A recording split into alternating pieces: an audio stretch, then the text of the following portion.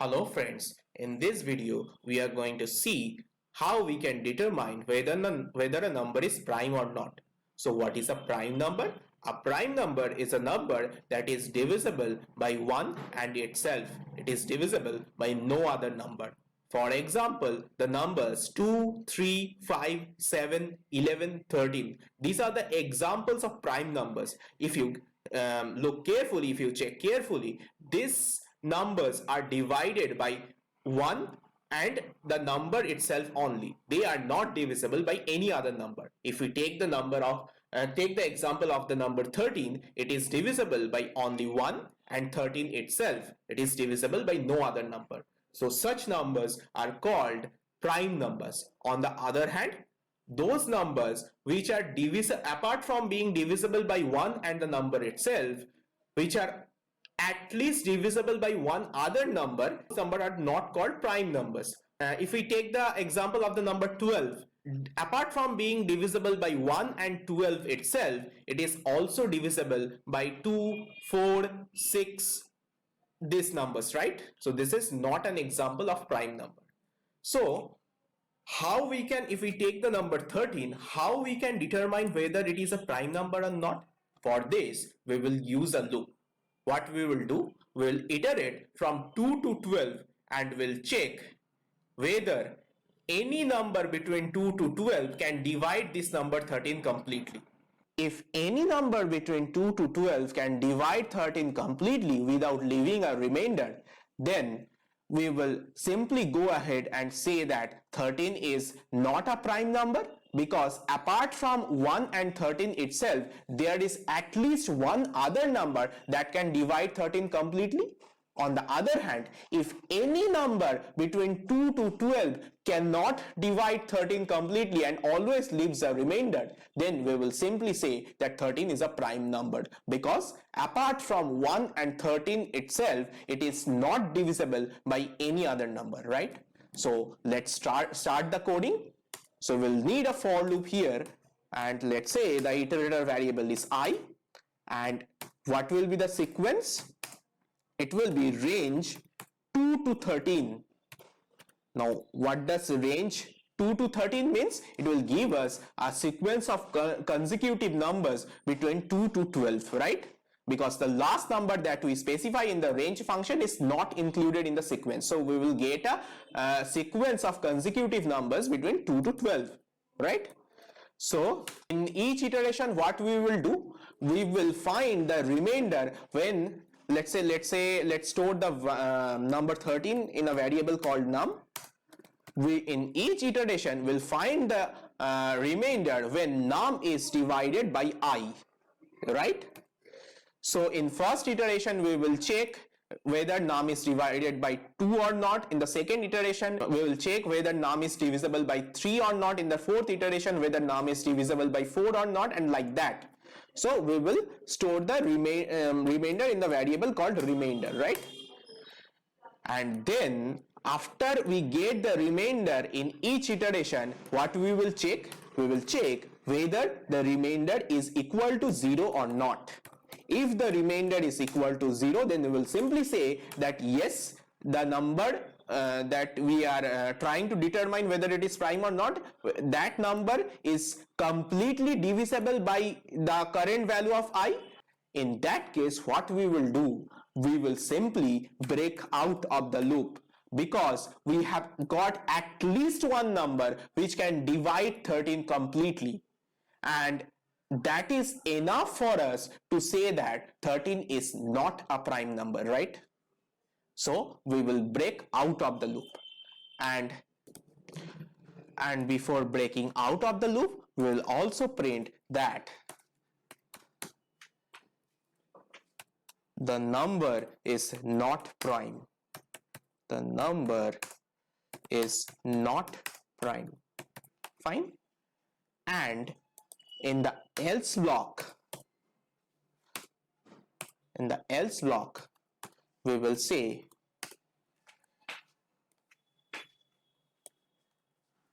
that the number is prime. So why do we say it like that? Now tell me one thing, when will the program control come to the else block? The program control will come to the else block when all the iterations will be completed, right? And in none of the iterations the break statement is encountered. In that case only the program control will come to the else block, right? And this break statement will not be encountered in any of the iterations only if the remainder is not equal to 0 in any of the iterations. So in that case we can say that the number cannot be divided by any of the values of the iterator variables. So in that case we will go ahead and say that the number is prime, because apart from 1 and the number itself, it cannot be divided completely by any of the iterations, right? So let's start debugging our code, and to save time for now, let's take the number as 5 instead of 13. Let's take the number as 5, and here also we'll do 5, so that we only have to iterate for 3 iterations, that is 2, 3 and 4, right? So let's start our debugging by pressing Ctrl plus F5. Okay, now you can say, okay, just let's stop the debugging for now, because let's stop debugging and let's comment it out. Fine, now let's start debugging again. Fine, so we see the debug pointer in the first line, that is num equal to 5. So if we move to the next line by pressing Ctrl plus F10, you can see it moves, the arrow moves to the next line, and in the variable explorer you can see a variable getting created with a value of 5. Now we will enter the loop. So we are in the first iteration, and you can see in the variable explorer the current value of I is 2. So what is the value of num? Num is 5 and I is 2, so remainder will be 1. So our remainder is currently not equal to 0. So this if condition will not be satisfied. So from here it will again go to line number 5. Now we are in the second iteration of the loop. Current value of I is equal to 3. This if condition will again be false. Again we go to the third iteration. Now the value of I is 4 and the remainder is again not equal to 0. So again the break statement is not encountered. Now we have completed all the iterations of this for loop, and in any of the iterations we have not encountered the break statement. So now from this line it will go inside the else block, and then it will print the number is prime. You can see here it prints the number is prime, and then it prints the return statement. That means our code execution is completed. So here what did we see? When we iterated from 2 to 4, we did not get any number that is between 2, 3 and 4. There is no number which can divide 5 completely. So we can easily say that apart from 1 and 5, there is no other number which can divide 5 completely, right? So we can easily go ahead and say that the number 5 is prime. Now instead of checking with the number 5, let's check with the number 4. Before that, let's complete this debugging session. Let's press Ctrl plus F10, and this debugging session is now completed. First of all, let's clear out the variables, existing variables. They have been cleared out. Now let's make this 4. Here also we'll make it 4. Now let's start the debugging session once again. So we press Ctrl plus F5, and again you can see the debug pointer here. Then we move to the next line, and you can see the num getting initialized to 4. We entered the loop. After entering the loop, the current value of I is 2 and the current value of num is 4. So what will be the remainder? The remainder will be 0, right? As the remainder will be 0, when it will come to line number 7, the if condition will this time be true. So it will enter inside the if block, and after entering inside the if block, it will print the number is not prime. When we consider the number 4, apart from 1 and 4, we have got at least one other number, that is 2, which can divide the number 4. So it is enough for us to say that the number is not prime. And as we have already known that the number is not prime, so there is no point in continuing the loop. So in the next line, what do? We go to the next line, and in the next line we have the break statement. And what does the break statement do? The break statement forcefully terminates the loop, right? Now if we again press Ctrl plus F10, you can see the number is not prime has been printed, and it prints returns, which means our code execution has completed. Now if we again press Ctrl plus F10, it will end the debugging session.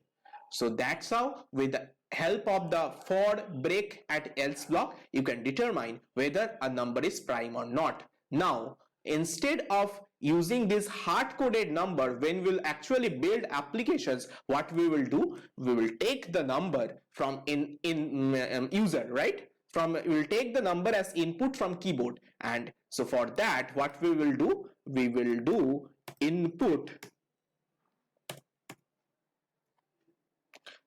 and then we'll give the message,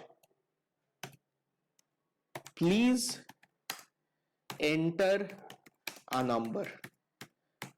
And as we all know, when we use the input function, it takes the input as a string. So we cannot apply the modulus operator on a string. So what we have to do, we have to first convert it to an int. So whatever the user enters, that will be stored as an integer in the num variable. And here also, instead of using 4, we will use num. Fine. Now if we run the cell by pressing F5, that is, it will prompt us to enter a number. Let's enter the number 13, and if we press enter, it gives you that the number is prime, right? Now if we again run the cell and enter a number 12 and press enter, it will now give you the number is not prime. So this is how you can determine whether a number is prime or not. Okay, there are two things here. You also have to take care of the corner cases. Suppose the user enters a number which is a negative number, then you have to give the user a message if the number is less than 0, then you have to give the user a message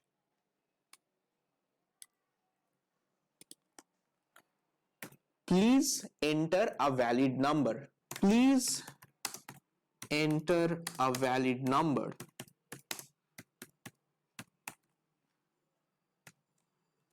Again, if user enters the number 1, we consider 1 as neither prime nor unprime. So you have to give that message to the user, that is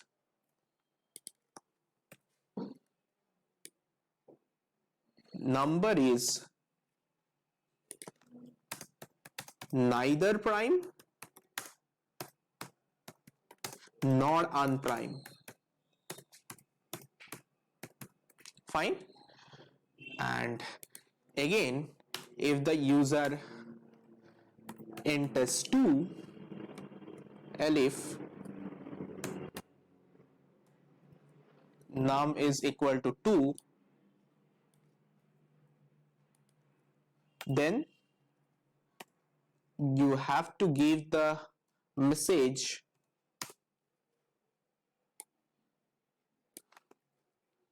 the number is prime directly. 3 onwards, any number if the user enters, we can handle that with the help of this for else block. But for 0, 1, for negative number 1 and 2, we have to handle these cases separately. And one more thing is that if you use this logic to determine whether a number is prime or not, that is completely fine. But to make your code even more efficient, what you can do is that if you just iterate till the square root of the original number that you have been given, that is sufficient enough to determine whether the number is prime or not.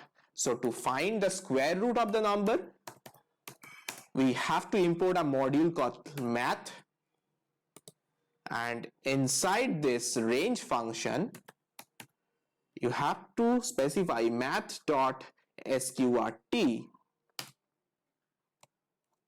the num, and to include the actual square root you have to add +1 to it, because if you don't add +1 then the iteration will continue to the previous number of the actual square root. So if you enter 49, it will give 2,7, so the iteration will actually continue from 2 to 6, but that's not what we want. We want it to be continue till the actual square root. We have to add +1, and we have to convert it the entire thing to integer.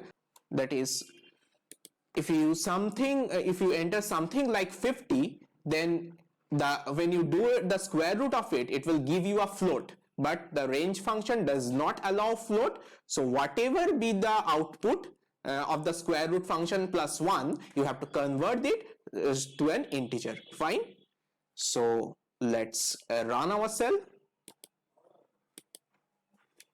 Let's enter a number 25.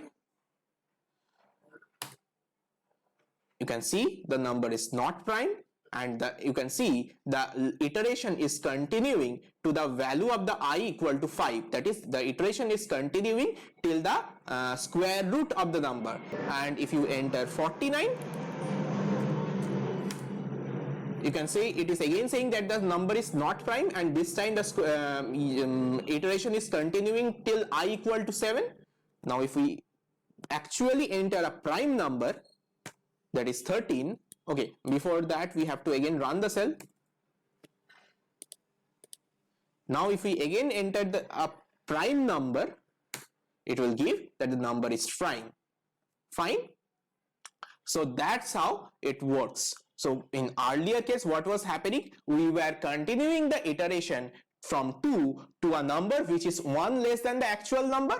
Now we are continuing the iteration from 2 to a number which is the square root of the actual number, and that is sufficient for us to say whether a number is prime or not. Fine, guys. Now we are left with only one thing, and that is to enclose this entire thing inside an else block. And we don't need this elif, because if the number is 2, then from this loop itself we can determine whether the number is a prime number or not. So let's remove this elif, and let's enclose this entire for inside an else block. Because if neither of these two conditions are satisfied, then only we want the control to enter to go to this for loop. Otherwise, if the number is either less than or equal to 0, or it should be equal to 0. If the number is either less than or equal to 0, or if the number is 1, we directly want to print the message and we don't want to enter the for loop. So we enclose this in a else block. Fine.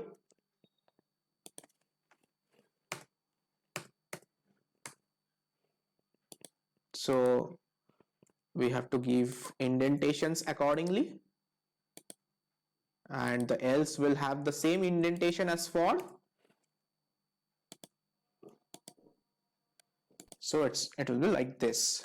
Now let's again run our cell and check with a number. Let's say 25, it is not prime.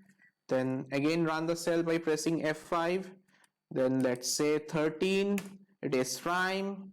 And as we were saying, if we again run the cell and if we enter 2 and if we press enter, from the loop itself we can determine whether the number is prime or not. In case we enter 2, what will happen? The value of this will be 2 because the square root of 2 is something 1 point something, and 1 point something plus 1 is 2 point something, and when you convert it to an integer it becomes 2. So it will be a range 2 comma 2, which will actually contain no number in the sequence at all. So for 2 it will not even enter the for loop, it will directly come to the else block and will print the number is prime. So let's debug it for 2 as well. Let's press Ctrl plus F5. Let's enter the, okay, let's move to the next line. We enter a number 2, right? Press Ctrl plus F10, Ctrl plus F10, we enter inside the else block, and now if we press Ctrl plus F10 again, you can see it directly comes to the else block, because here we get 2 comma 2, the sequence is completely empty, so there will be no iterations in the for loop and it will directly come to else block and print the number is prime, right? So that's where our program ends. So that's it for this video, friends. If you have liked this video, please subscribe to my channel so that you get notified when I'll upload more Python and data science related videos. And please don't forget to like and share my video so that it reaches a larger audience and they also get benefited from it. Thanks a lot for watching.